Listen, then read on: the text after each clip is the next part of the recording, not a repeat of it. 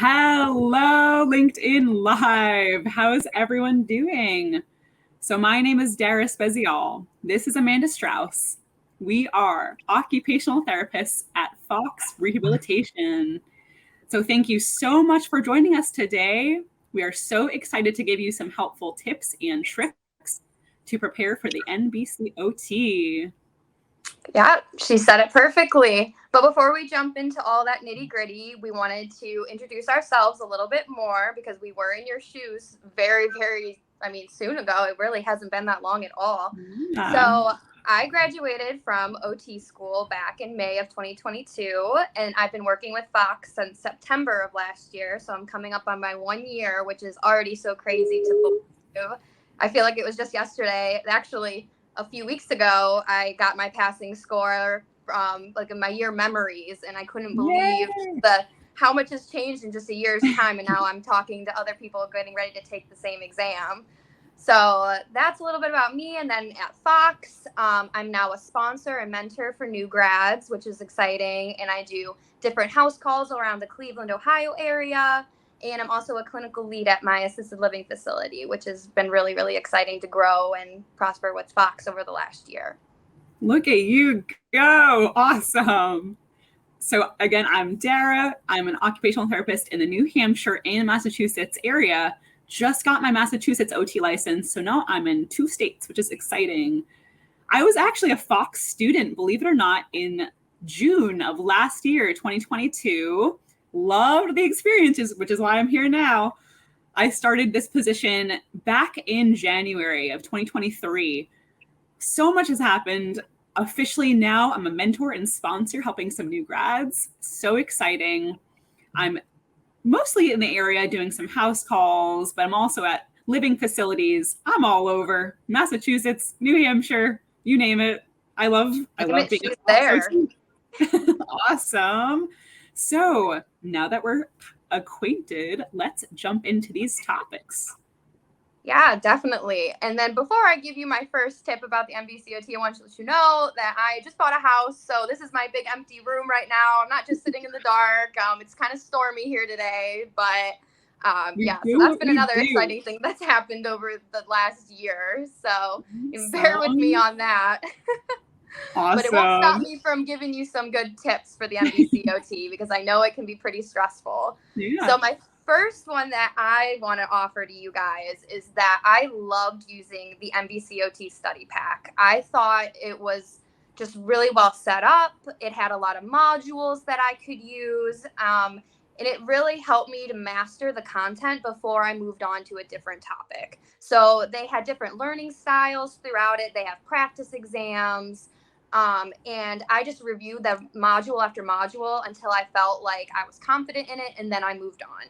And then before I came and took the exam, I went back and reviewed anything I may have felt not as confident in, or that's when I reached out and went to other resources like OT Miri on YouTube, using my Therapy Ed study book, past notes or note cards that I did. But I will say that one of the greatest resources I did come across was that NBCOT study pack, for sure. And then whatever I learned in there, I actually taught it back to my friends, my family, my fiance, just to really prove that I understood and I felt confident in the material that I was telling them. And then it carried on to the actual exam. I love those tips. I did a very similar method. And, with all of these awesome resources comes our next topic, establishing a really sturdy schedule with your scheduling and your studying. So when I was studying, I made sure day 1 to set up, this is the amount of months I want to do. I think I did around 2 or 3 months worth of studying. This is the topics I want to do every single week. I want to cover all of these really essential materials. So I'm really confident for this exam. And it was awesome each week going through all the study material, highlighting, okay, I want to focus in on this topic. I'm not feeling great about it. Or checking off confidently, okay, I got this topic. So you kind of rock each week, and with all the studying, you're establishing the days you want to study. I think I studied maybe 5-6 days of the week. some of those days, longer hours, 3-4 hours studying a, intense material. Other days just studying over topics that I know, but I wanted to rebrush and make sure I know this material. But yeah, I just love this schedule. No cramming whatsoever. Maintain that awesome organization and schedule.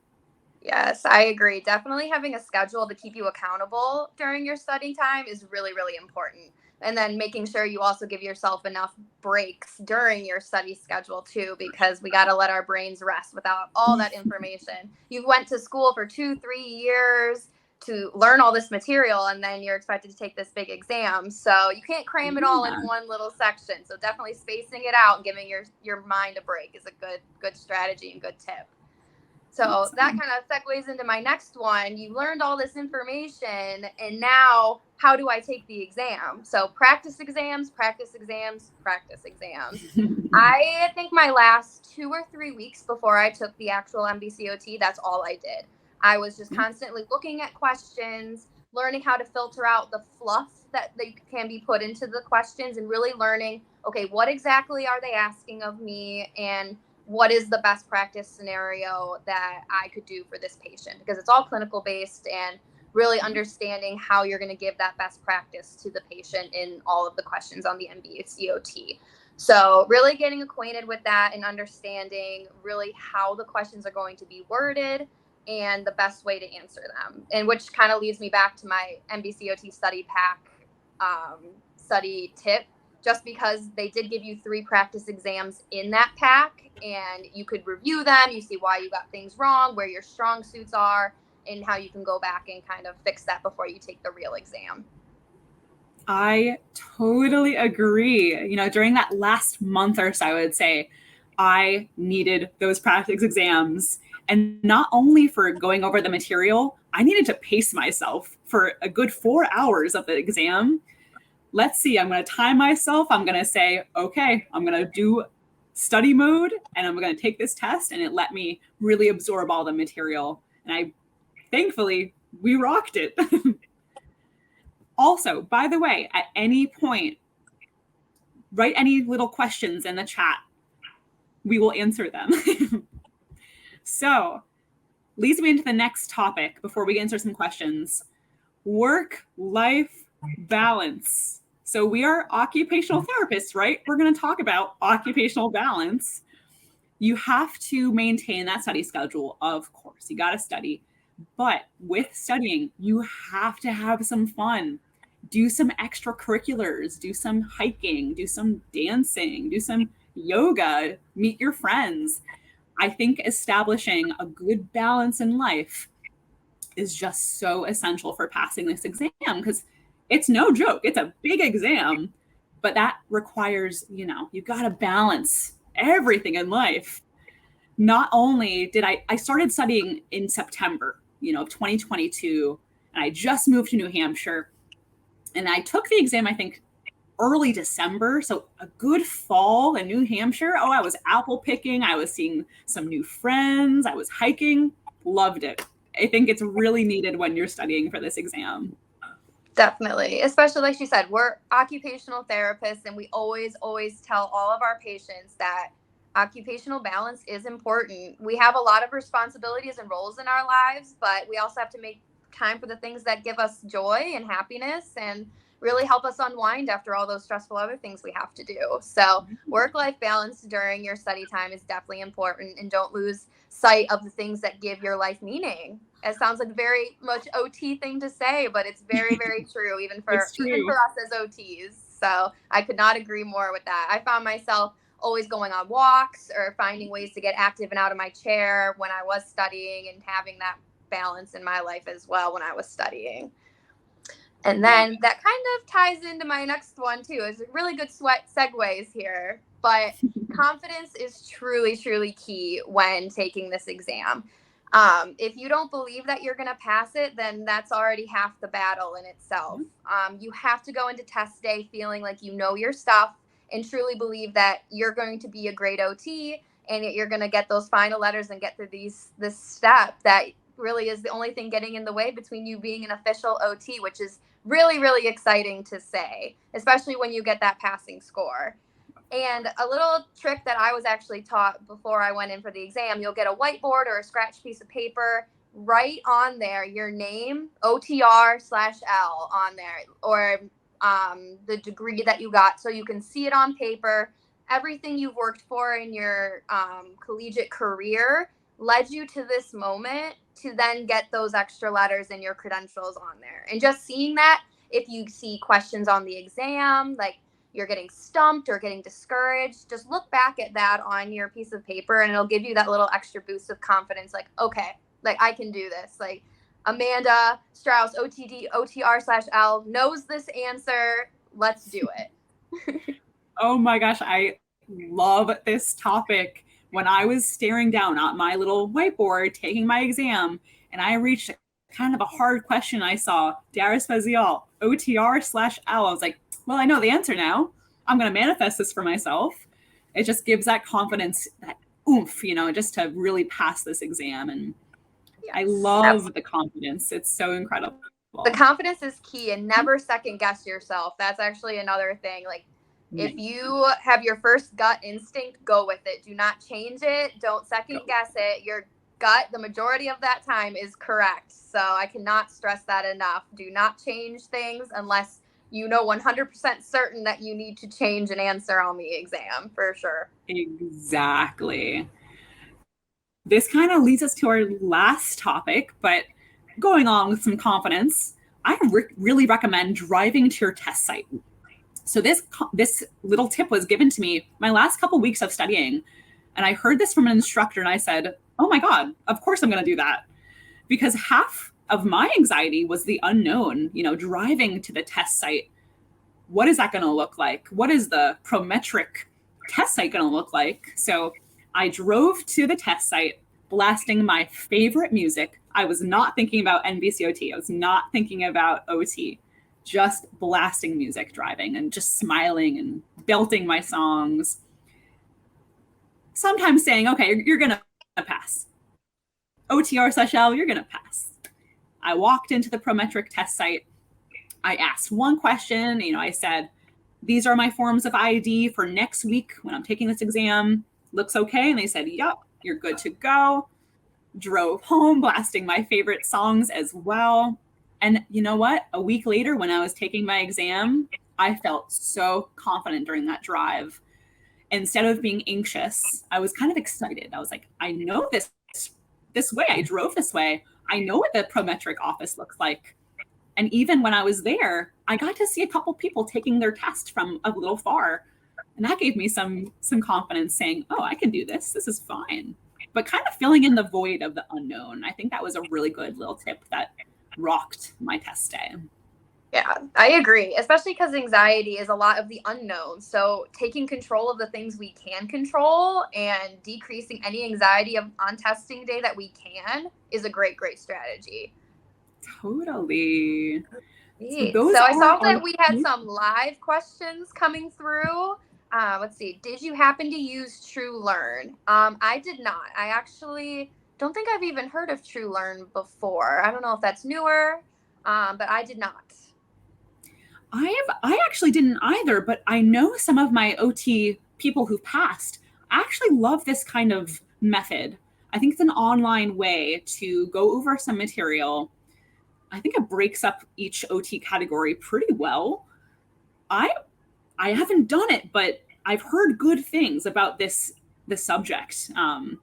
Like what we spoke about before, I did NBCOT and Therapy Ed, and AOTA has a really good, awesome website. But TrueLearn, it might have been a newer one. I don't know if I've used it, but it's up and running. Yeah.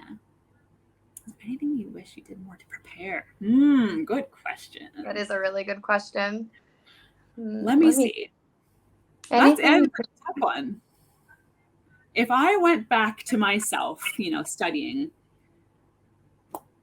I think the topics I wanted to go over more might have been more anatomy based. That was more of my struggle, going over some anatomy questions and hand functions. I did fine, did great. But looking back, at least on my exam, I wanted to learn more about that, just to prep a bit more.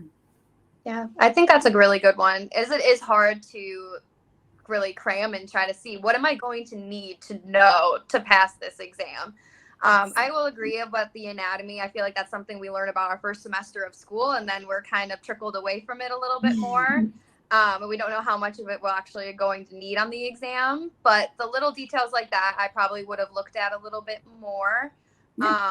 And really to prepare myself more, even though, like we said, we both did well, I probably would have found different tools online and resources that I didn't use before. So like this True Learn, that's something I've never heard of. So that sounds like it's a really good resource. So maybe researching a little bit more to what else was out there just to see if that would have worked better for me and maybe had a different score. I don't know, but I think that would have been a good technique. Yeah, great question. As we're talking about this, I did. Mm-hmm. Yep, me too. Amanda did too. Yeah, so definitely love seeing that little email in your inbox saying, congrats with confetti, you passed.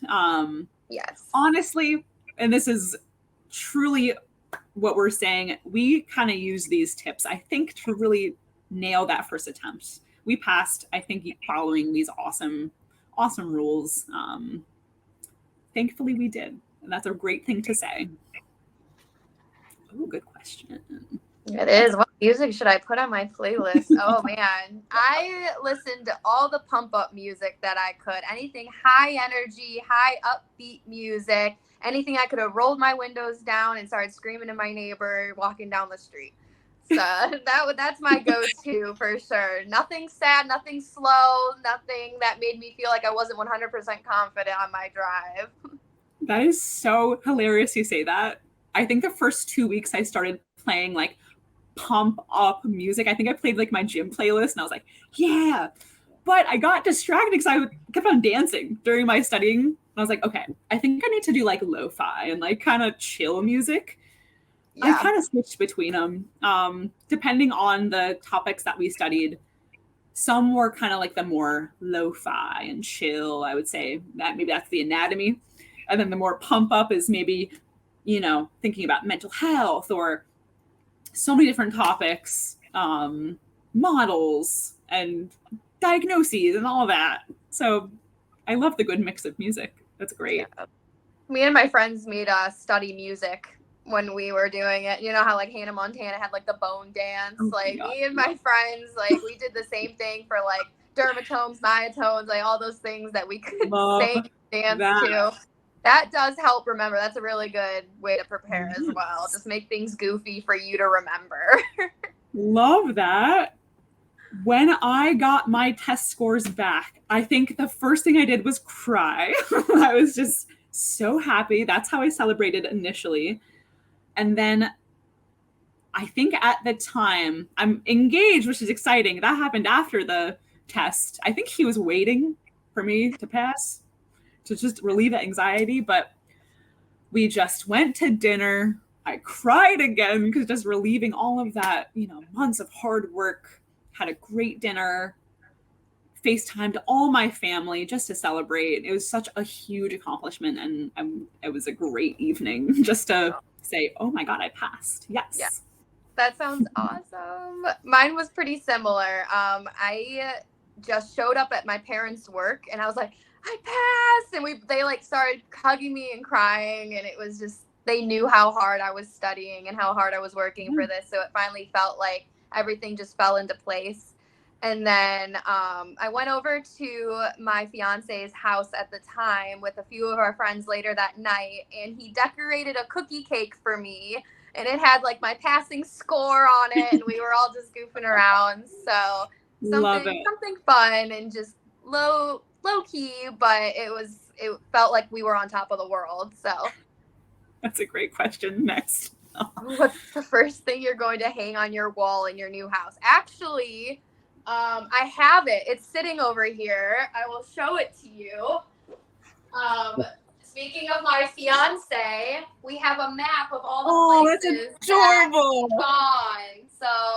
So, we're in the middle of Maybe I'll have to go to New Hampshire. I'll have to Yes. mark it on here. But I'll go yeah, to here's our Cleveland. adventures. So that's going to go on the wall somewhere. Love it. Oh my gosh. Yes. So, my goodness, thank you so much, everyone.